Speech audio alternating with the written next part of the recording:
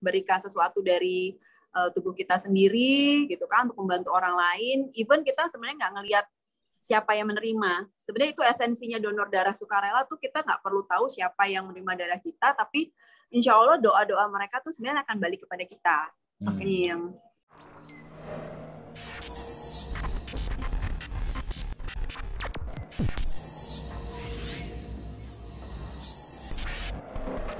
Assalamualaikum warahmatullahi wabarakatuh. Bertemu kembali di podcast Dr. IC Berbagi, a stage for the real expert. Duduk manis, berpikir kritis, dan tetap optimis. Dan kali ini kita rekamannya sore-sore. Agak mendung kalau di tempat saya, nggak tahu kalau di tempat Anda ya. Tapi kita tetap kedatangan tamu-tamu istimewa. Ya biasalah kalau di panggungnya Dr. IC Berbagi ini, tamu-tamunya pasti spesial. Walaupun nggak pakai telur ya. Nah, tapi sebelum itu saya panggil nih yang udah siap-siap gemes-gemes ya. Dari tadi mau masuk di hari Minggu ini, Ning Mahayu. Assalamualaikum Ning. Waalaikumsalam warahmatullahi wabarakatuh, Dok. Apa kabarnya? Ya, sehat alhamdulillah, bismillah. Wanti kaifa haluk? Gimana kabarnya? Alhamdulillah, baik. Ning, tamu kita pada kali ini ya spesial banget ya. Karena nih saya bacain aja CV-nya ya. Beliau adalah Dr. Niken Richie, M. Biomed ya. Saat ini beliau menjabat sebagai Kepala Unit Donor Darah PMI DKI Jakarta. Dan beliau sudah malang melintang ya di dunia donor darahan ya, atau pertransfusian ya itu. Jadi beliau merupakan staf di PMI DKI Jakarta di tahun 2002 sampai 2009, lalu kemudian Kepala Bidang Pelayanan Darah dan Manajemen Representatif Unit Transfusi Darah PMI DKI Jakarta 2009 sampai 2013, dan kemudian Wakil Kepala Unit Transfusi Darah dan Quality Manager tahun 2013 sampai tahun 2020, dan kemudian menjadi Kepala Unit Donor Darah 2020 sampai dengan sekarang. Dan beliau ini menjalani pendidikan di Biomedik FKUI setelah lulus dari kedokteran ya. Lalu kemudian juga sempat mencicipi magang di Gießen Jerman. Nah, dengan beasiswa dari ini nggak tahu nih pronunciation-nya benar apa enggak, Deutscher Akademischer Austauschdienst DAAD. Itu. Jadi kalau misalnya kita mau tanya-tanya tentang transfusi darah, nah ini beliau adalah orang yang tepat ya. Tadinya saya pikir Niken itu nyambung, ternyata pisah ya ternyata ya penulisannya. Kita sapa aja nih tamu spesial kita pada episode kali ini, Dr. Niken Richie. Assalamualaikum, Dok. Waalaikumsalam warahmatullahi wabarakatuh. Selamat sore. Sore. Ini luar biasa loh. Ini hari Minggu loh. Pada saat kita rekaman hari Minggu, tapi beliau masih di kantor. Masya Allah, ini dedikasinya luar biasa nih. Iya, kegiatan donor darah kan nggak berhenti. Setiap hari harus kita cari donor darah untuk memenuhi permintaan di DKI Jakarta. 1.000 kantong minimal harus terkumpul setiap harinya. 1.000 kantong? 1.000 kantong maksudnya 1.000 kantong? 1.000 pendonor.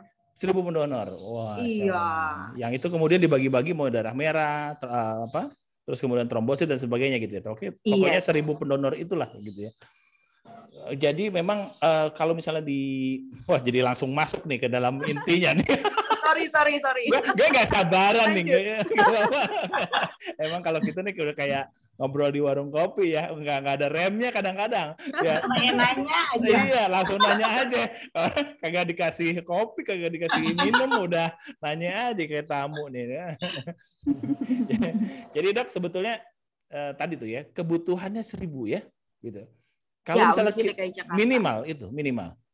minimal. Jadi waktu kemarin pandemi dengan ada PPKM ya udah nangis-nangis darah deh. Nggak ada darah ya karena donornya lagi work at home, stay at home itu. Kita kumpulin 1.000 itu dari kegiatan jemput bola ke instansi.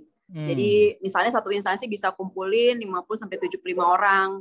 Jadi kita total bisa 12 sampai 15 instansi.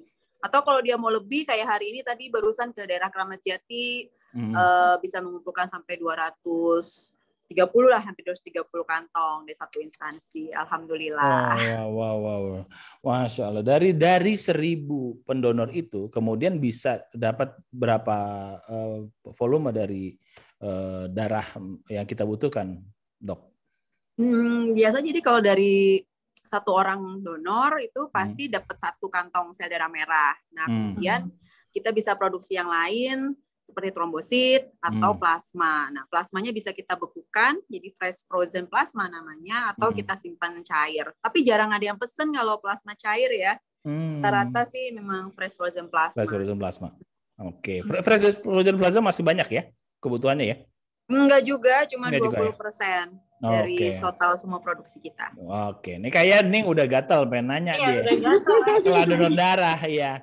Ayo Ning, mumpung nih ada pakarnya nih ya, silakan. Dokter Niken, kalau saya kan awamnya bukan dokter ya, jadi tadi Dokter Aisyah harusnya benar sih ngenalinnya harusnya bukan dokter gitu Dok. Dari kemarin di dokter dulu kan saya jadi senang. Jadi enak. Ini kayaknya dapat gelar dokter akhirnya. Karena sering podcast bareng. Dokter Niken kayak tadi plasma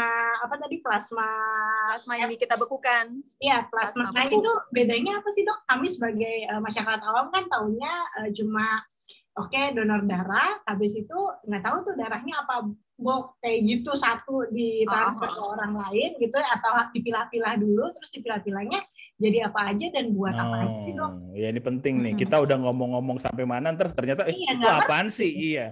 Makasih nih. Silakan Dok. Iya benar. Nah, jadi kalau pas lagi kita donor darah yang biasa tuh yang sering dilakukan di masyarakat, diambil kan 1 kantong warnanya merah ya kalau kita lihat tuh. Tapi sebenarnya tuh isinya banyak banget di dalamnya tuh, Mbak. Ada darah merah, ada sel darah putih, ada namanya trombosit atau keping-keping pembeku darah, sama ada cairannya sendiri atau plasma. Nah, nanti kita di laboratorium di UTD, unit donor darah, bisa kita pilah-pilah gitu. Jadi dari 1 kantong nanti biasanya kita putar, kita masukkan ke dalam mesin pemutar dengan kecepatan tinggi, nanti dia akan terpisah. Nah, biasanya nanti bentuknya tuh kalau sel darah merah dia karena paling berat, jadi dia berada di bawah, terus nanti cairannya di bagian atas. Kita bisa transfer. Jadi transfer plasmanya atau cairannya itu ke kantong berikutnya, terus nanti kita putar lagi, bisa terpisah lagi trombosit sama cairannya gitu. Jadi minimal kita bisa dapat 2 macam komponen darah, kita menyebutnya 1 sel darah merah yang paling banyak diminta sama pasien, terutama pasien anemia, pasien talasemi, kanker gitu ya, atau cuci darah. Nah, itu banyak minta juga sel darah merah untuk nambahin HB atau hemoglobinnya yang rendah. Terus plasma, atau kadang-kadang kita bisa bikin juga tadi trombosit untuk pasien demam berdarah, atau juga tadi pasien kanker, banyak juga yang kekurangan trombosit. Gitu ceritanya. Kan waktu di komunitas suka pesan trombosit loh, Ning. Iya benar kan. Nggak tahu, itu bisa aja ternyata ya. Iya. Cuman jadinya emang sedikit. Kalau dari yang donor darah biasa itu kita cuma dapat sekitar 40 cc sampai maksimal 70 cc trombosit. Nah, kadang jadi 1 kantong kecil aja. Tapi teman-teman tuh kalau butuh transfusi biasanya kalau orang dewasa butuhnya 6 sampai 10 kantong kecil-kecil gitu kan. Gak tahu deh kalau anak biasanya berapa, Dok? Bisa ada yang baby mungkin 1 ya, tapi kalau udah agak besaran dia juga butuh bisa 5 sampai 6 kantong. Kita punya jenis kantong trombosit lain yang lebih besar, namanya TC atau trombosit aferesis. Nah, prosesnya agak beda dengan yang donor darah biasa itu, tapi sekali proses dia langsung dapat banyak 250 cc atau mililiter. Jadi sama setara dengan yang tadi 10 kantong kecil-kecil. Baik. Sebelum ke situ, Dok, nih ya. Kan kalau misalnya tadi membutuhkan 1.000 donor darah. Nah, sebetulnya kesulitannya apa sih kita? Kan kadang-kadang apa masih ada stigma gitu. Orang-orang yang mau donor darah itu takut gitu ya. Komplikasinya apa gitu. Sebetulnya gimana sih kalau misalnya orang mau donor darah itu apa yang mesti mereka antisipasi gitu, Dok? Iya, yang mungkin paling ditakutin ya jarum ya. walaupun badannya segede apapun gitu kan, mau pekerjaannya kayak tukang pukul sekalipun, tetap aja sama jarum takut. Gitu. Jadi ya itu kita harus edukasi bahwa nggak sakit gitu, cobain dulu Pak, pasti nanti aman gitu kan. Yang selebihnya sih mungkin ya mereka kadang-kadang nggak tahu persyaratannya harus seperti apa. Jadi ada sakit-sakit tertentu terus langsung merasa nggak boleh saya gitu. Jadi belum tahu aja persyaratannya apa aja. Jadi udah ngerasa nggak layak dulu gitu buat donor darah. Syaratnya apa aja sih? Syaratnya simpel, yang penting sehat kok. Oh, nggak macem-macem. Iya, lagi sehat, nggak ada pilek, batuk gitu kan, lagi nggak minum obat. Terus memang sih tidak ada penyakit berat ya, misalnya nggak ada riwayat stroke atau riwayat jantung. Kalaupun punya darah tinggi, asalkan terkontrol masih bisa donor. Masih bisa ya. Iya, punya sakit gula, kalau dia terkontrol dengan pola makan atau juga dengan obat-obatan yang oral itu minum masih bisa, kecuali pakai insulin, memang itu yang sudah tidak boleh. Gitu. Nah dok, biasanya saya tanya ya dok, dokter Aisy boleh nanya ya? Ya boleh, ajar aja kita mah. Asal jangan babak belur kalau dihajar. Nah, ini mas pele pertanyaannya dok. Bapak nih kan ada beberapa, kayak saya berapa kali tuh mau bedanya persiapan yang harus dilakukan oleh kami ini orang awam untuk melakukan donor darah dan donor aferesis itu berbeda Bang? Sama sebenarnya persyaratannya. Sama aja gitu. Jadi tadi kalau persyaratan yang umum tadi udah saya sebutkan. Terus untuk tipsnya kalau mau donor tidur yang cukup minimal 4 sampai 5 jam. Sudah sarapan apa sudah makan dan banyak minum air putih gitu. Ya, supaya aliran darahnya lebih lancar lah ya. Gitu. Nah, bedanya kalau donor biasa sama aferesis di berat badannya. Nah, kalau donor biasa kan tadi diambil sekali sebanyak 350 ml atau cc atau 450 cc. Itu sekali ambil selesai kan, hanya sekitar 10 menit. Maka berat badan 45 kg sudah bisa jadi donor darah. Tapi kalau aferesis itu suatu proses, kita ambil darah donornya, kemudian langsung kita pisahin di samping tempat tidurnya itu, menjadi tadi yang sel darah merah atau plasma atau trombosit. Nah, terus nanti kita bisa setting di mesin itu. Kita hari ini mau ngambil apa ya dari donornya. Paling sering sih kita ngambil trombosit. Atau kemarin plasma convalescence tuh yang lagi booming ya. Nah, nanti yang kita tidak butuhkan, sel-sel darahnya akan dialirkan lagi masuk ke dalam tubuh si pendonor. Nah, prosesnya tuh jadi ada sekitar kayak 3 kali proses kan. Dikeluarin, diputar dulu, masukin lagi, nanti diambil lagi, putar. Nah, itu bisa makan waktu sekitar 30 sampai 60 menit tergantung tadi apa yang mau kita ambil. Jadi kita butuh berat badan yang lebih besar supaya volumenya tuh jadi lebih banyak di dalam tubuh pendonornya biar aman. Jadi berat badannya minimal 55 kg kalau mau donor aferesis. 55, kirain 2 kalinya nih. Oh, nanti sedikit banget. 55 aja udah susah ya dok ya. Iya. Nah, terus pembuluh darahnya mungkin juga biasanya kita cek dulu harus lebih bagus posisinya, lebih besar gitu, baru bisa buat aferesis. Melanjutkan yang kemarin waktu itu aku nanya Ning sama beliau. Nah, aku konsul nih sama beliau. Dokter Niken, nih bedanya TC-pool sama TC aferesis apa sih gitu. Nah, itu enaknya punya teman pakar gitu tuh. Langsung aja kita tanya, ya kan? Maaf, PC itu apa PC? Nah, silakan dok. Kelihatannya ini nyambungin yang tadi trombosit nih, Mbak. Iya, trombosit. Jadi tadi kan udah cerita trombosit yang kecil-kecil yang biasa ya, dari donor biasa. Terus ada juga yang dari aferesis. Nah, itu dari aferesis kita bisa langsung dapat 1 kantong isinya 250 sampai 300 cc. Kandungannya tuh biasanya kita nyebutnya sesuai dengan peraturan Menteri Kesehatan, standarnya 2 kali 10⁻11. Jumlah trombositnya tuh banyak banget, berapa ya? 2 miliar kali ya? Iya, betul. Nolnya ada 11. Gitu. Nah, terus kalau ada lagi satu lagi di TC pool, jadi trombosit pool. Pool itu kan dari kata pooling, kita kumpulkan. Nah, yang kita kumpulkan tadi trombosit yang kecil-kecil biasa itu, Daripada perawatnya yang gonta-ganti terus setiap 15 menit dia ganti, kan pegel juga tuh ya susternya gitu kan, mau ngerjain yang lain jadi nggak bisa kalau lagi mau trombosit nongkrongin aja samping pasien gitu. Nah, kita coba membuat suatu terobosan, jadi dari yang kecil-kecil tadi kita kumpulin jadi satu kantong, akhirnya dia volumenya sebesar trombosit aferesis 250 sampai 300 cc.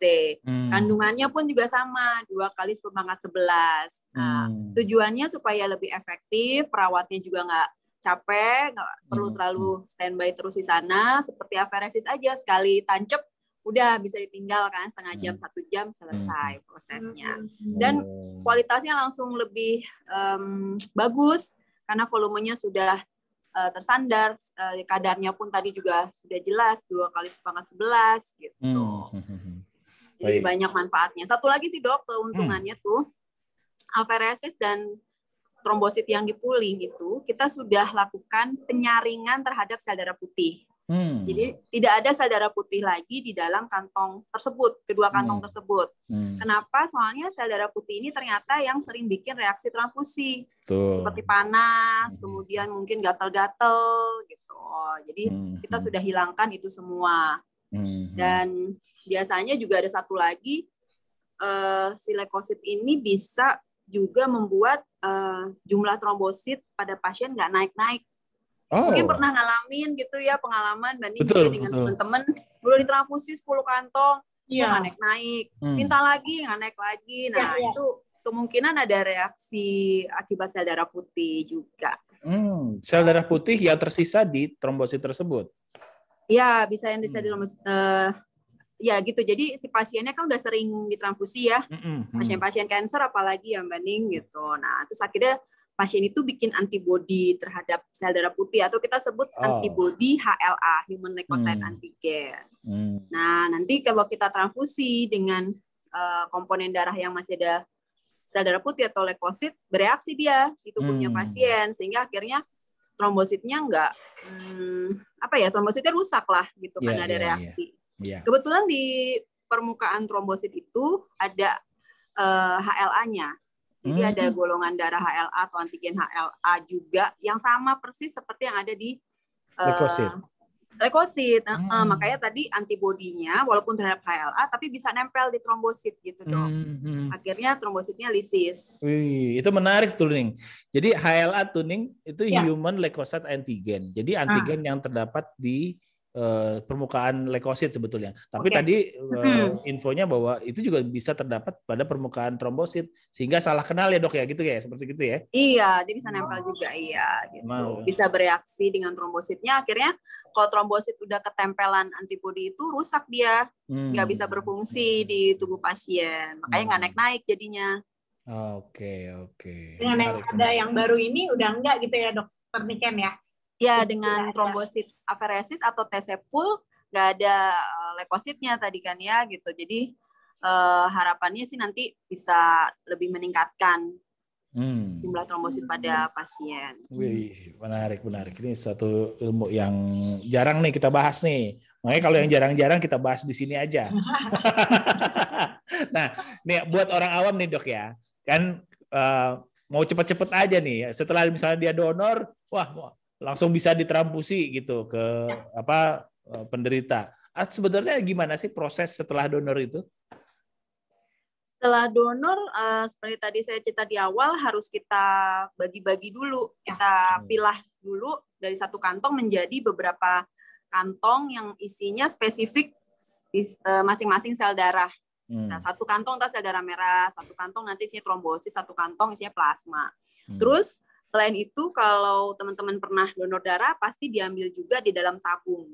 Minimal ada 2, bahkan kalau di Jakarta kita ada 3 tabung ikut diambil darahnya. Betul. Nah, ini benar ya Mbak ya, pernah lihat ya? Jadi satu tabung untuk pemeriksaan penyakit hepatitis B, hepatitis C, HIV dan sifilis dengan metode yang antigen antibody. Nah, ya kan kayak COVID, ada metode yang antigen antibody. Nah, terus tabung kedua kita periksa penyakit juga. Tapi ini terhadap metode semacam PCR.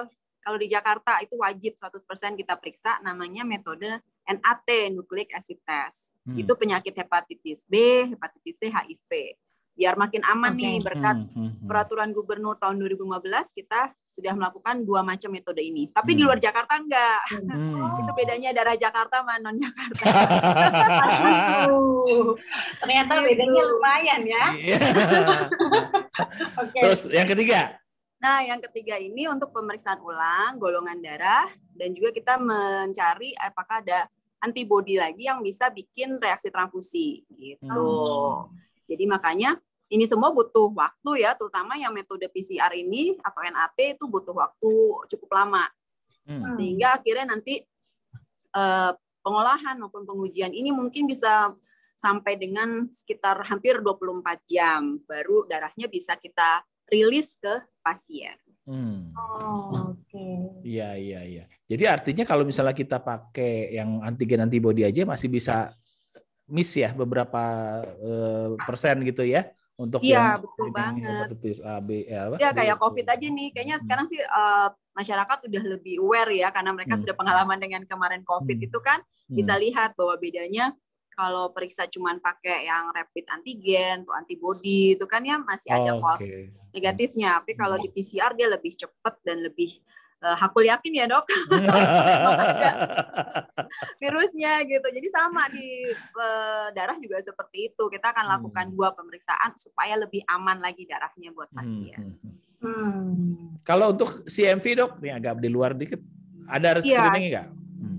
Belum tuh sayangnya.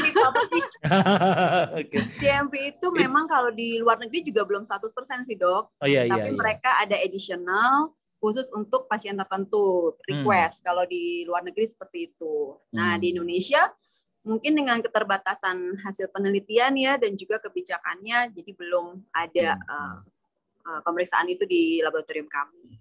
Iya. Mungkin kalau dari virus.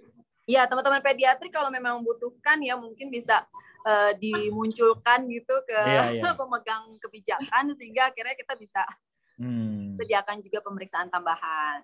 Ya, yang penting kita paham dulu, sama dulu ya kan. Terus kemudian baru kita lihat besarnya permasalahan seperti itu ya. Iya, itu banyak dia banget sih sekarang. Jarang penelitian ya dok, jadinya data-data tuh kayaknya ini banget. Silakan Ning. Ini dulu dok, tadi CMP itu apa? Kayaknya dokter Aisyah dan dokter Niken yang mengerti. Dokter Aisyah tanggung jawab. Sitomegalovirus, Ning. TORS. Gitu loh. Iya. Oke. Pertanyaan lagi dokter Niken ya, boleh ya? Kalau saya sih awam-awam banget nih dok. Maksudnya bagi kita orang awam nih ya, selain sebenarnya persyaratannya nggak banyak-banyak amat nih gitu kan ya. Cuma apa sih yang membuat kadang-kadang nih ya kalau donor tuh aku suka dibilang nih, oh hari ini darahnya bagus ya mbak gitu ya, tapi besoknya kok darahnya agak kental gitu, apa sih dok maksudnya? Apakah memang ada darah-darah yang benar-benar bagus kualitasnya atau tidak, atau sebenarnya sama aja semuanya? Oh, kalau misalnya ada jawaban yang hari ini kental gitu atau yang nggak enceran itu istilah-istilah untuk masyarakat terkait dengan nilai HB hemoglobinnya. Ya kan, kalau HB-nya kurang, orang normal kan rata-rata sekitar 12 ya Mbak. Nah, kita kalau mau donor darah di batas 12,5 gitu. Jadi kalau agak di bawah itu teman-teman suka bilangnya ini agak encer nih darahnya gitu kan. Terus atau batas atasnya kita di HB 17. Jadi kalau udah lebih dari 17 kita suka bilang ini agak kental gitu. Nah, jadi kalau HB kental itu sebutnya polisitemi ya dokter Aisyah ya. Iya betul dok. Bisa nambahin. Nah, memang nggak semua orang terus langsung kita judge sebagai sakit gitu kan dengan HB-nya yang tinggi. Kadang juga mungkin pola minumnya yang kurang baik gitu. Jadi kita suka mengencourage atau motivasi para pendonor itu coba dia diperbaiki dulu pola minumnya. Terus nanti kembali lagi bisalah seminggu kemudian cek ulang. Tapi kalau terus-terusan sudah bagus masih tinggi, ya itu mungkin memang harus konsultasi ke dokter spesialis penyakit dalam ya dokter Aisyah untuk diperiksa lebih lanjut apakah memang ada masalah sehingga HB-nya cenderung tinggi terus gitu Mbak. Oke. Jadi memang ada seperti itu ya, memang makanya pas kalau operesis tuh dicek HB-nya. Kalau donor darah biasa tuh kadang-kadang saya suka nggak dicek tuh. Masa sih? Pasti dicek lah. Kalau udah reguler sih, kalau udah reguler di tempat yang sama. Oke. Oh. Di rumah sakit mungkin ya waktu itu. Iya, donor darahnya betul. Oke. Ya, jadi sebenarnya sih Oh. baiknya diperiksa terus rutin karena kita nggak pernah tahu kan ya kayak tadi ya kadang-kadang kita lagi males minum nih beberapa hari terakhir jadi bisa aja cenderung jadi kental. Masalahnya kalau kita proses darah yang terlalu kental itu jadi nggak bagus nanti hasil akhirnya gitu. Padahal kan dokter Aisyah maunya yang bagus ya. Iya betul. Darahnya untuk diberikan pasien, sayang banget. Kalau terlalu kental nanti susah kita mau produksinya, akhirnya juga tidak terpakai. Darah yang udah diambil dari pendonor itu ya, itu bisa bertahan berapa lama di penyimpanan, Dok? Tergantung dari zat makanan yang kita pakai di dalam kantong darah, Dok. Gitu. Jadi rata-rata sih di antara 1 bulan ya, 3 minggu sampai dengan 1 bulan. Ada yang bisa lebih dari 1 bulan, sekitar 42 hari itu kita pakai jenis kantong darah yang berbeda. Ya, jadi rata-rata 3 minggu sampai 42 hari. 42 hari ya maksimal. Nah, kita lihat kualitasnya udah mulai menurun, kita bisa lihat dari mana nih? Dari apa tanda-tandanya nih? Kalau sudah nggak bagus tuh biasanya warna cairan darahnya tadi, kalau kita diamkan aja darahnya semalaman gitu akan terlihat warnanya lebih merah. Berarti itu darahnya sudah mulai banyak yang pecah. Udah kurang bagus. Gitu. Tapi kalau misalnya warnanya ada yang merah terang, ada yang merah gelap, itu nggak masalah kok, Dok. Hanya perbedaan sedikit di kadar oksigen dari orang itu. Tapi secara HB-nya masih oke. Yang penting plasmanya masih bening tadi warnanya. Oke. Nah, Ning, mantap kan? Mantap banget nih. Mantap banget. Pasti bertambah lagi. Makanya dia senang bener kalau saya ajak nih, Dok. Iya. Gimana orang ilmu gratis? Ya. Silakan Ning. Oke, tadi udah perjalanannya udah oke. Saya sih cuma pertanyaan-pertanyaan ini ya, Dok. Penasaran tuh, Dok. Sebenarnya habis transfusi gitu ya, habis kita berdonor darah tuh ada after effect-nya nggak ya, Dok? Maksudnya kadang-kala tuh kita aku tadi tuh sempat mikir tuh, habis transfusi tuh kita dikasih makanan tuh apa ya efeknya? Apakah efeknya selalu ada kadar gulanya menurun sehingga makanan yang dikasih selalu karbohidrat, atau sebenarnya untuk goodie bag aja biar orang-orang seneng donor darah?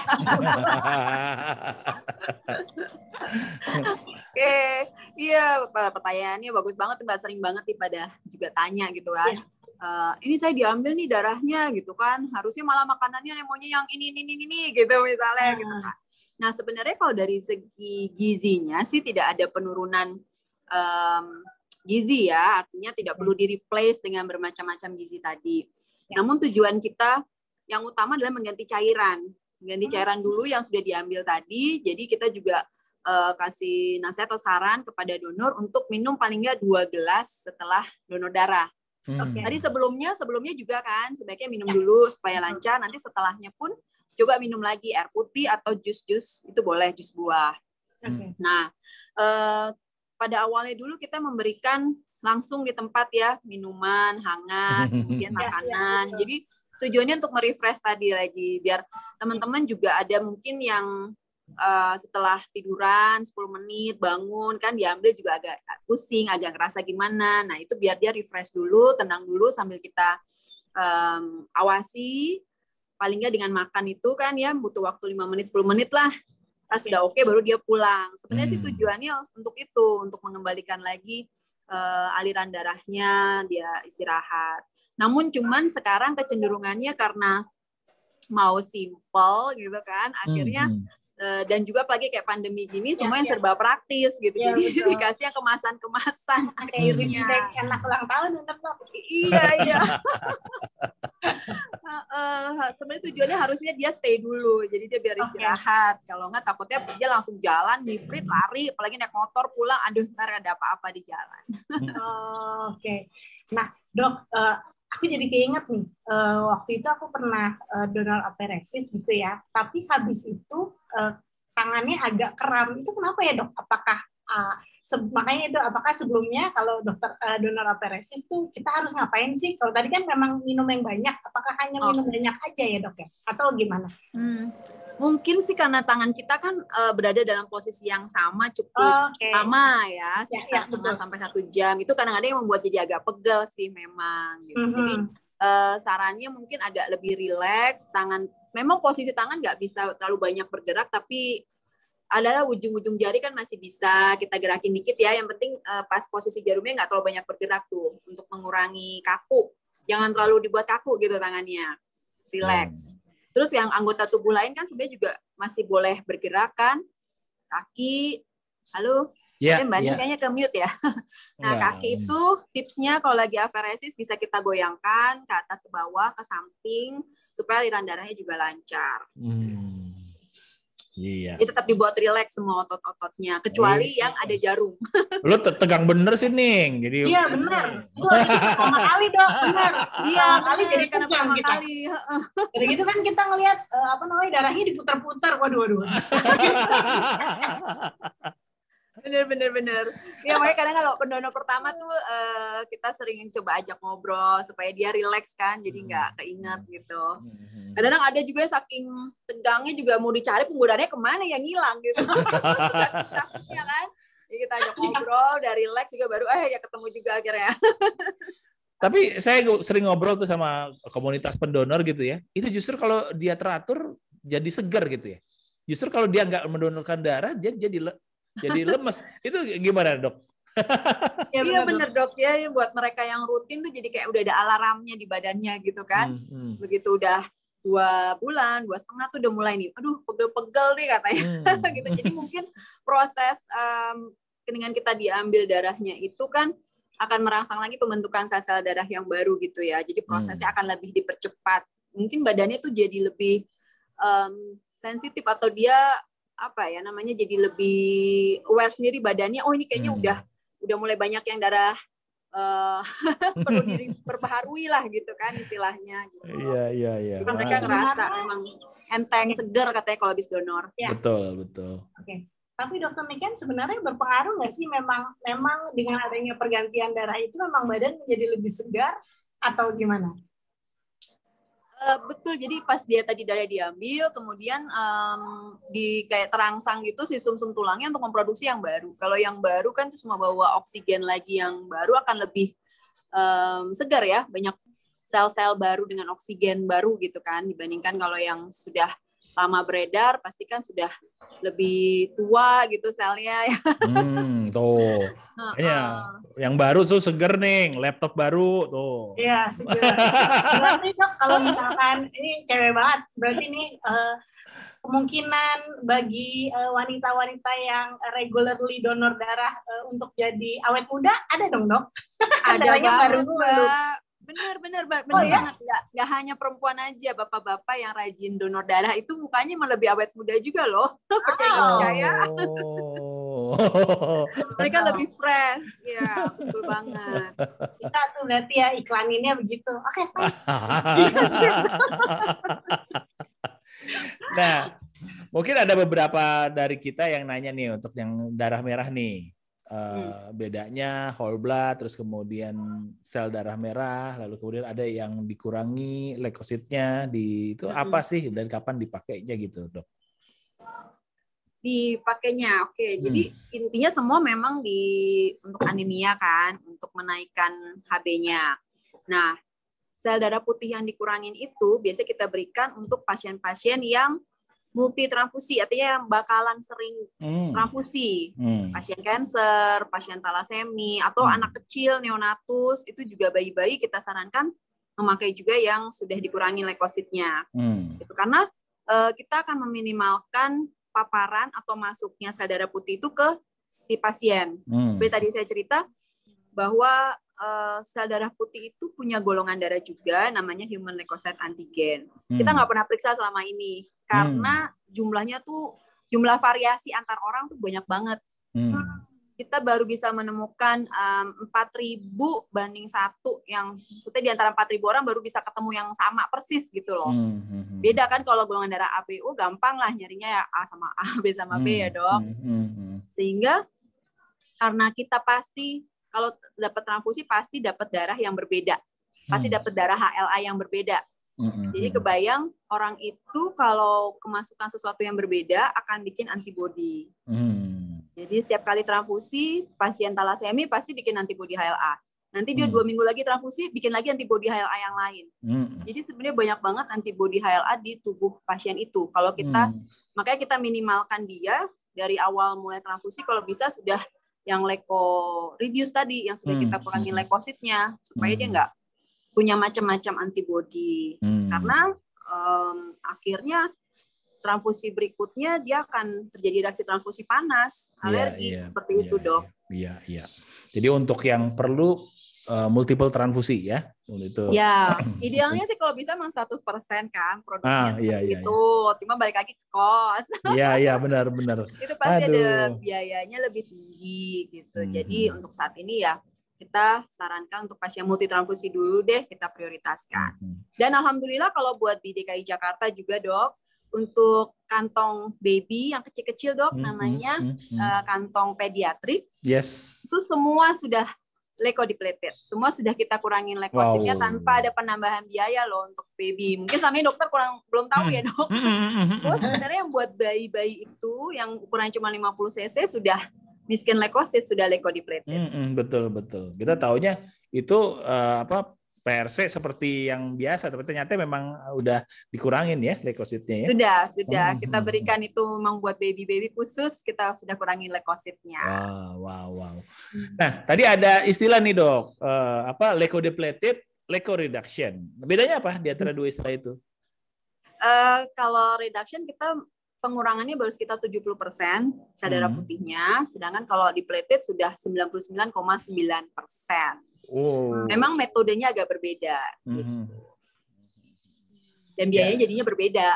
Iya. Antara 70 sama yang 99. Betul. Tapi lumayan loh kalau misalnya di daerah gitu ya, kita bisa reduksi leukosit sampai 70%, itu lumayan tuh.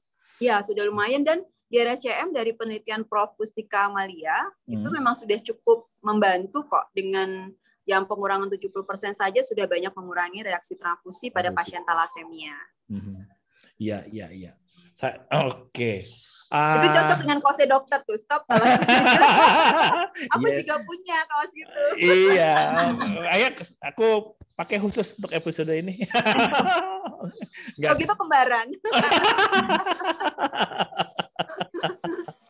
Oke, Ning, silakan, Ning. Oke. Aku cuma mau nanya sih, Dok, tadi kan targetnya adalah 1.000 kantong per hari gitu ya, Dokter Niken ya. Nah, kebutuhannya apakah sudah mencukupi atau misalkan kadang dulu sih ya waktu COVID lagi gila-gilanya tuh ya, atau lagi musim demam berdarah gitu ya, banyak banget kan yang cari darah dan lain-lain. Sekarang kondisinya seperti apa sih, Dok? Apakah itu akan selalu mencukupi atau hektiknya gimana nih biar orang-orang tahu tuh nggak julid aja gitu kan ya. Sebenarnya hektiknya seperti apa supaya orang-orang juga pertama lebih aware, kedua ya tahu hektiknya seperti ini, jadi ya mohon maklum aja gitu ya. Kadang-kadang kan orang nggak tahu makanya orang julid gitu, Dok. Mungkin Dokter Niken bisa memberi pencerahan kepada orang-orang yang julid-julid ini. Ya, makasih banyak, Mbak Ning. Jadi, jangan mau dipancing, Dok. netizen kayaknya ya. Iya, alhamdulillah 1 bulan terakhir kita kan juga sudah masuk ke PPKM level 2, bahkan sekarang level 1, jadi sudah kembali 90% normal lah. Bahkan dibilang kita untuk golongan darah B dan O itu cukup, lebih dari cukup stoknya. Hanya memang golongan darah A dan AB ini penggemarnya banyak sekali nih. Jadi yang pas-pasan banget gitu stoknya. Tapi B dan O insya Allah aman. Bisa 3 hari ke depan kita punya stoknya. Itu, Dok. Jadi memang ada beberapa riset ya yang menunjukkan peminat golongan darah A atau orang dengan golongan darah itu mempunyai risiko untuk bila sakit dia kemudian membutuhkan transfusi darah gitu cukup banyak dibandingkan golongan darah lain. Gimana pengalaman Dr. Aisyah ini dengan pasien kanker? Kelihatannya apakah banyak di golongan darah A atau yang lain, Dok? Nah, itu menarik tuh. Iya, tapi bener. Nanti ada di episode lain lagi ya. Oke. Karena kita golongan darah A sama B itu sebenarnya di donor sama persentasenya. Sekitar antara 24 sampai 26%. Itu mereka 50-50, maksudnya mirip gitu loh. Tapi golongan darah A cenderung lebih cepat habis dibandingkan golongan darah B. Oke. Nah, apa namanya? Masih ada pertanyaan nih? Lebih ke ini sih dok, teknisnya gitu ya. Jadi kalau misalkan teman-teman gitu ya, teman-teman yang nonton ini pengen secara reguler untuk donor darah, memulainya seperti apa? Lalu di DKI sendiri sudah tersebar di mana aja sih dok yang gampang gitu ya, yang 24 jam ada nggak sih gitu ya, supaya pulang kantor, ayo kita transfusi gitu ya, kita donor darah gitu, ibaratnya seperti itu. Ya, silahkan teman-teman donor darah di PMI kota kabupaten kota. Jadi kita sekarang punya unit donor darah yang buka 24 jam. Mungkin waktu tahun kemarin mereka hanya buka sampai jam 8 malam. Tapi sekarang sudah buka juga 24 jam operasional di PMI Jakarta Barat, Jalan Perdana 12, PMI Jakarta Timur, Jalan Igusti Ngurah Rai, PMI Jakarta Selatan di belakangnya Pejaten Village. Terus PMI Jakarta Utara, Jalan Semper. Nah, next Januari kita akan buka PMI Jakarta Pusat di daerah, apa tuh namanya ya? Aku jadi lupa. Pecenongan, di daerah Pecenongan, Jakarta Pusat. Itu kita akan buka di Januari 2020. Ning suka jajan di situ tuh, nasi goreng. Iya, sambil jajan terus nyebrang. Seberangnya bubur Kwangtung. Wow, pas banget.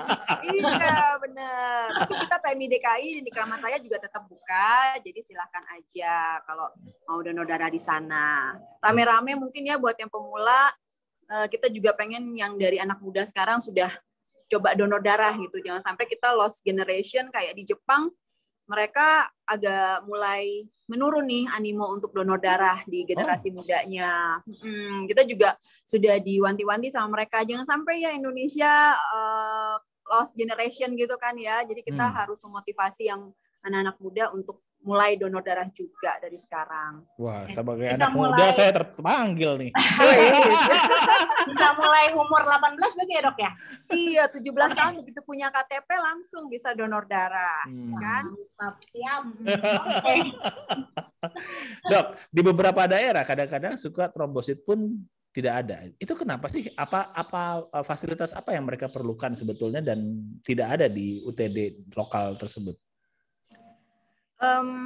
Yang dibutuhkan sebenarnya hanya centrifuge yang disebut refrigerated centrifuge tadi tuh, alat pemutar berpendingin yang besar itu yang mereka perlukan. Nah, memang antara telur sama ayam ya dok ya.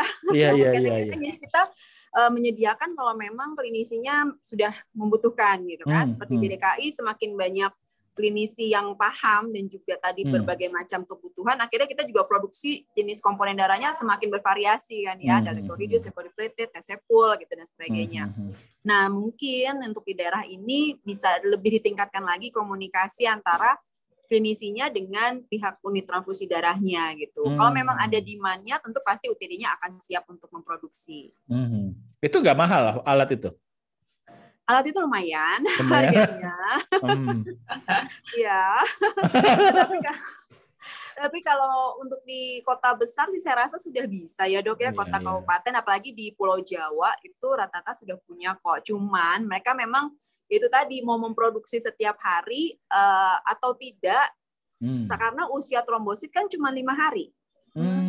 Nah, kalau kita produksi terus rutin tapi nggak ada yang minta kan kadang mubazir juga gitu ya. Jadi akhirnya mungkin ya itu di situ berpikir cost-nya dan sebagainya. Tapi once klinisinya sudah bilang oke, memang kami butuh, tolong sediakan secara rutin atau per berapa hari sekali, pasti UTD-nya akan siap juga untuk menyediakan. Jadi komunikasi aja ditingkatkan, dibangun di daerah. Betul. Saya jadi ngerti kenapa telur sama ayam itu ya. Telur sama ayam. Benar sih. Kadang-kadang gini, kita itu klinisi gini ya. Itu kan diajarin, dilatih untuk nggak ada rotan akar pun jadi gitu loh. Jadi kalau misalnya ibaratnya gitu. Jadi kadang-kadang tuh miskomnya itu bisa terjadi di situ tuh, Dok. Iya, akhirnya mereka nggak ada, ya udah pesannya whole blood gitu kan Iya, ya. betul. Nah, terus akhirnya teman-teman daerah ya udah kayak enakan aja, sedia whole blood terus gitu. Tapi kalau memang di-push untuk iya harus ada trombosit, saya rasa mereka juga senang mau siap untuk menyediakan. Oh, oke. Itu jadi menjawab pertanyaan saya selama ini, Ning. Iya.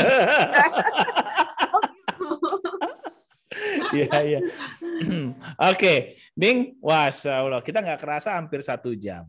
Ya, kalau kita terusin nih bisa sampai maghrib nih. Nah, apa sih, ada nggak yang lo penasaran? Itu penasaran. Silakan, Ning. Oke. Kalau sendiri sih tadi udah ya, Dok ya. Tapi kayak kadang-kadang kan kita mau melakukan sesuatu, cuma apa sih untungnya buat kita gitu ya. Di samping untuk pastinya membantu orang, itu kan udah pasti tahu gitu ya.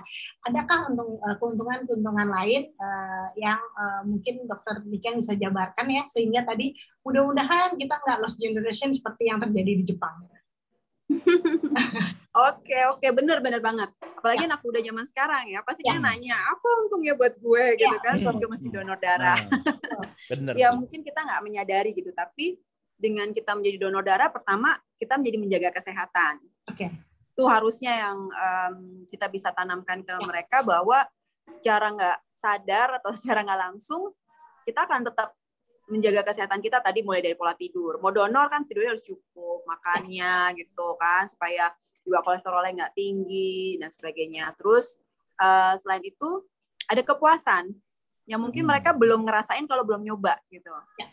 Setelah donor pasti puas rasanya gimana ya, udah bisa memberikan sesuatu dari tubuh kita sendiri gitu kan, untuk membantu orang lain. Even kita sebenarnya nggak ngelihat siapa yang menerima. Sebenarnya itu esensinya donor darah sukarela tuh, kita nggak perlu tahu siapa yang menerima darah kita, tapi insya Allah doa-doa mereka tuh sebenarnya akan balik kepada kita. Ini yang belum disadari oleh teman-teman kita. Nah, samping itu kita dapat plus-plusnya kayak tadi, badan segar, bugar, awet muda, ya enggak?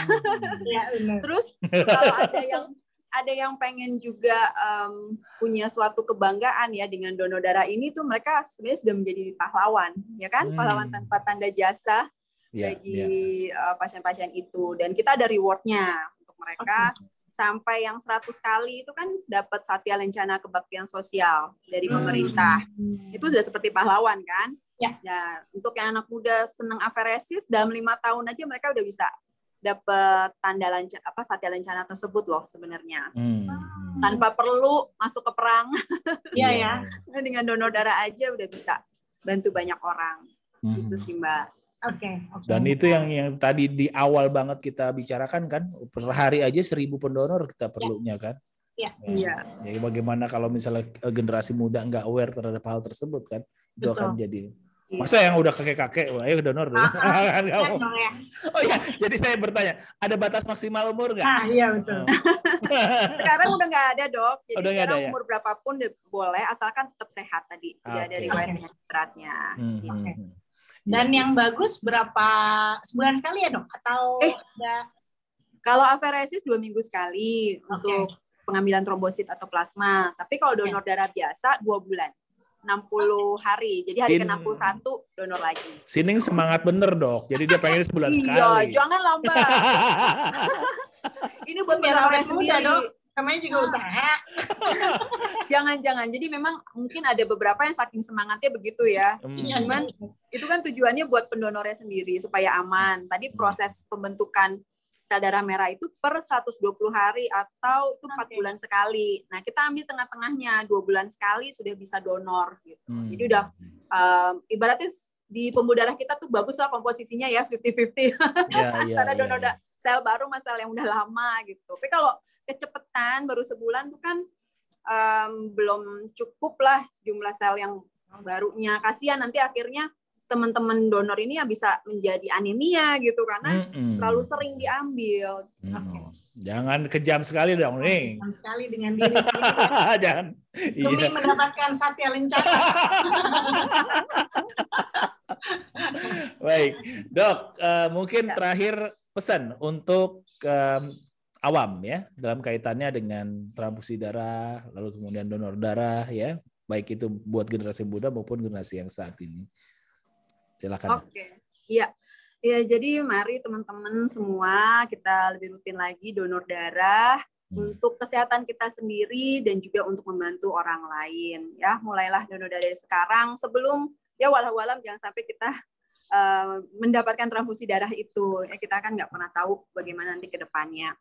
Terus jangan takut untuk memulai donor darah karena sebenarnya nggak sakit sama sekali, malah bisa banyak manfaat. Kita menjadi lebih sehat, lebih bugar, tadi awet muda, dan juga pahalanya luar biasa. Iya. Tanpa perlu bersusah payah, ya kita tidak perlu mengeluarkan apa-apa, cukup dengan apa yang ada di tubuh kita, kita bisa berbuat kebaikan buat orang lain. Nah, itu dalam tuh terakhir.